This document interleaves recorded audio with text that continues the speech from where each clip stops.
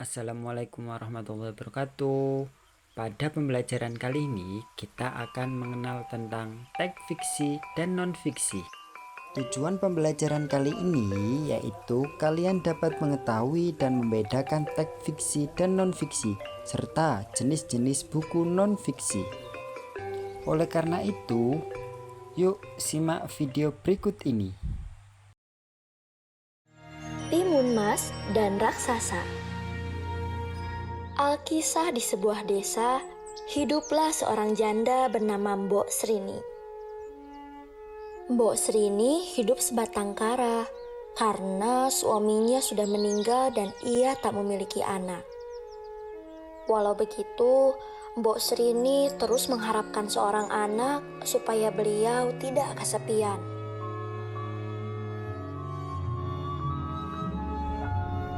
Pada suatu ketika, Mbok Srini bermimpi didatangi oleh sesosok raksasa di hutan. Raksasa itu menyuruh Mbok Srini datang ke hutan dan mengambil bungkusan yang ada di balik pohon. Mbok Srini terbangun dari tidurnya. Dia termenung memikirkan ucapan raksasa yang ditemui di alam mimpi. Karena merasa mimpi itu adalah pertanda mujizat, Mbok Srini segera pergi ke hutan. Dia datang ke balik pohon tempatnya biasa mencari kayu bakar untuk kebutuhan sehari-hari. Namun, bukannya mendapatkan anak yang diinginkannya, Mbok Srini justru bertemu raksasa berwarna hijau. Raksasa itu berkata dia akan mengabulkan permintaan Mbok Srini, tetapi Mbok Srini harus memberikan imbalan yang sepadan. Raksasa ingin Mbok Srini membesarkan seorang anak dan ketika anak itu berusia 6 tahun, raksasa akan mengambil dan memakannya. Mbok Srini pun menyetujui ucapan raksasa. Raksasa kemudian memberikan segenggam biji timun mas kepada Mbok Srini. Raksasa menyuruh Mbok Srini merawat biji timun mas itu. Setelah itu, Mbok Srini segera pulang ke rumah untuk menanam biji timun mas pemberian raksasa. Sejak saat itu, Mbok Srini selalu rajin menyirami dan merawat tanaman timun mas. Biji timun mas itu mulai berubah menjadi pohon yang lebat hingga menghasilkan buah timun yang besar. Karena merasa timunnya sudah tumbuh, Mbok Srini segera membuka timun mas yang paling besar.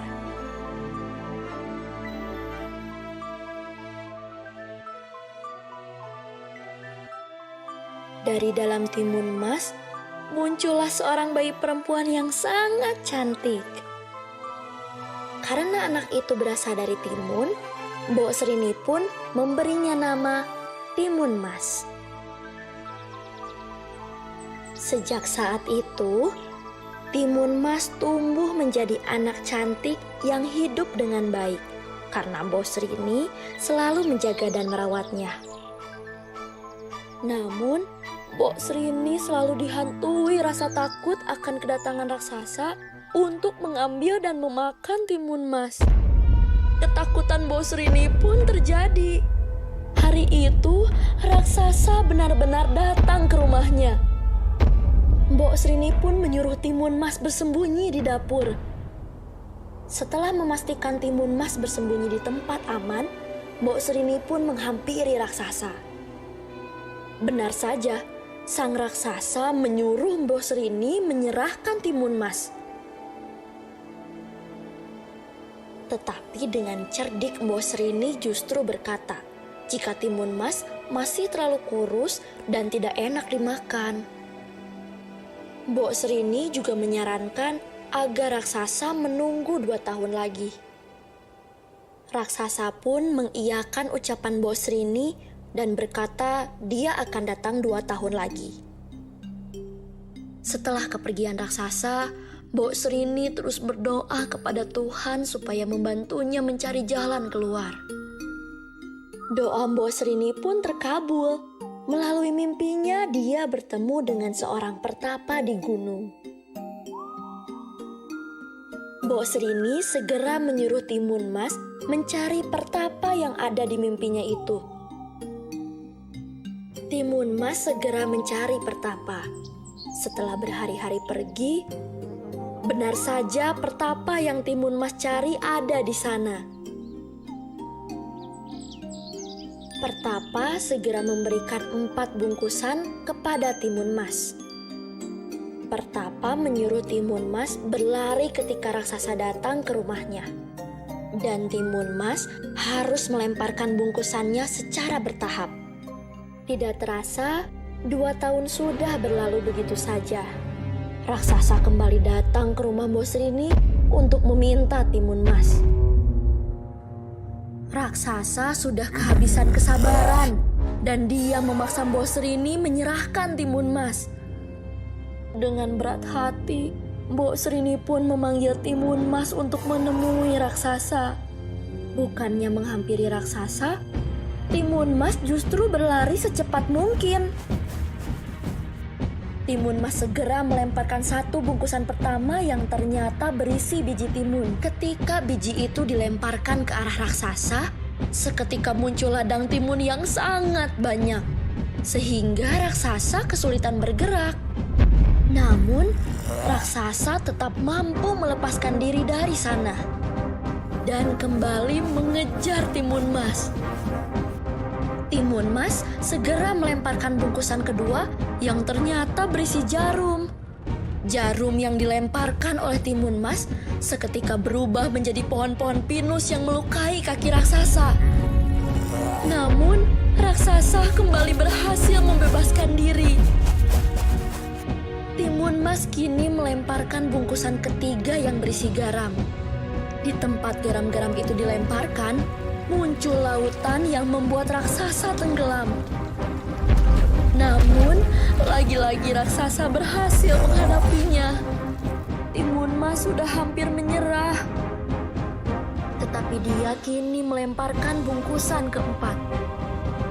Bungkusan terakhir itu berisi terasi dan ketika dilemparkan ke arah raksasa, muncul lautan lumpur yang panas. Sehingga raksasa pun tenggelam. Timun Mas segera kembali ke rumah tempat tinggal Mbok Srini.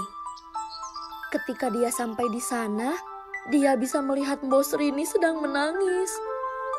Mbok Srini pun segera memeluk Timun Mas. Sejak saat itu, Mbok Srini dan Timun Mas pun hidup bahagia selamanya.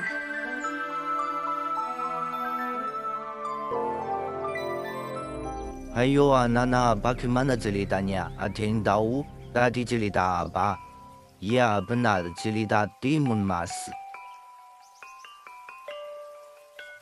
Pengertian teks fiksi. Teks fiksi adalah teks yang bersifat khayalan atau imajinasi penulis. Cerita ini dibuat berdasarkan rekaan walaupun kadang terinspirasi dari kehidupan nyata.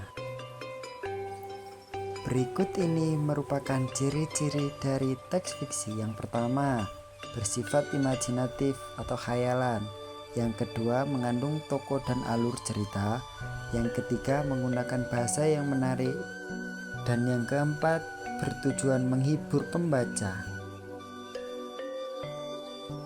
Berikut ini contoh teks fiksi, yaitu contoh dongeng dari bawang merah dan bawang putih. Selanjutnya kita akan menjelaskan tentang pengertian teks non-fiksi. Teks non-fiksi adalah teks yang berdasarkan fakta dan kejadian nyata, yang dimana teks non-fiksi ini bertujuan untuk memberikan informasi, pengetahuan, dan wawasan kepada pembaca secara jelas dan objektif. Jadi, teks non-fiksi ini ditulis berdasarkan pengamatan dan data melalui sumber-sumber yang dapat dipercaya, dan bahasa yang digunakan menggunakan bahasa yang denotatif, di mana bertujuan untuk menyajikan fakta dengan jelas dan menggambarkan topik secara akurat. Sekarang kita akan mengenal tentang jenis buku non-fiksi. Jenis buku non-fiksi ini ada 2 macam, yaitu buku non-fiksi murni dan buku non-fiksi kreatif. 1. Jenis buku non-fiksi murni. Buku ini bersifat kumpulan data otentik atau pasti yang dikembangkan menjadi sebuah buku. Data ini ditemukan dari teori, wawancara, observasi, dan angket. Contohnya, buku dasar ilmu politik dan buku teori komunikasi. Yang kedua adalah buku non-fiksi kreatif. Buku non-fiksi kreatif berisi data-data otentik yang kemudian dikembangkan dengan bumbu-bumbu kreatif dari si pengarang, seperti buku biografi. Contohnya, terus apa sih ciri-ciri teks non-fiksi itu? Yang pertama itu berdasarkan fakta. Yang kedua menggunakan data yang akurat. Yang ketiga bersifat informatif.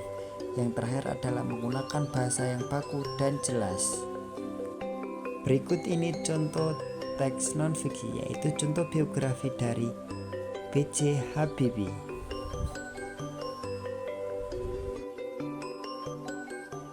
Nah, dari pengertian kedua jenis buku tadi, fiksi dan non-fiksi tadi, itu ditarik perbedaan. Yang pertama, fiksi.